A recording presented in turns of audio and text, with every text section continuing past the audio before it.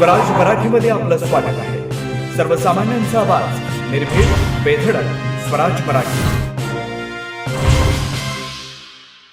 पाहूया स्वराज्य Marathi top 10 headlines. Thackeray बंधू पर्यटक निवडणुका आल्या की नाशिकमध्ये येतात, जो रामाचा नाही तो कामाचा नाही असं म्हणत मुख्यमंत्र्यांचं टीकास्त्र।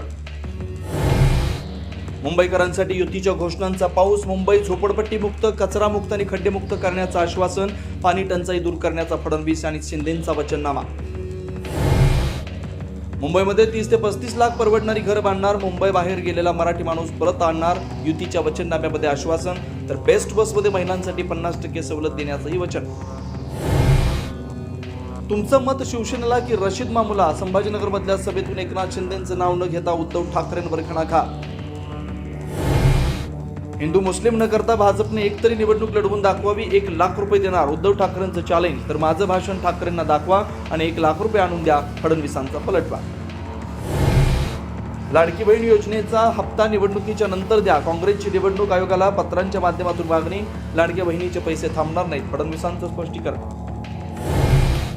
डोंबिवलीमध्ये प्रचारादरम्यान पैसे वाटपाचा प्रकार उघड, तुकाराम नगर परिसरामध्ये भाजपकडून 3000ची पाकिटं, नागरिकांच्या घरी शिवसेनेच्या उमेदवारांना रंगेहात पकडलं, आयोगाचं पथक घटनास्थळी दाखल।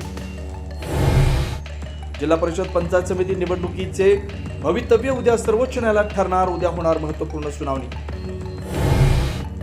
जिल्हा परिषद पंचायत समिती निवडणुकीची घोषणा मंगळवारी होण्याची शक्यता, 10 फेब्रुवारीपूर्वी निवडणुका पूर्ण करण्याची हालचाली। आता इथेच वेळ झाली थांबण्याची। भेटू पुढील अपडेट सोबत। चॅनलला लाईक करा, शेअर करा आणि सबस्क्राईब करा।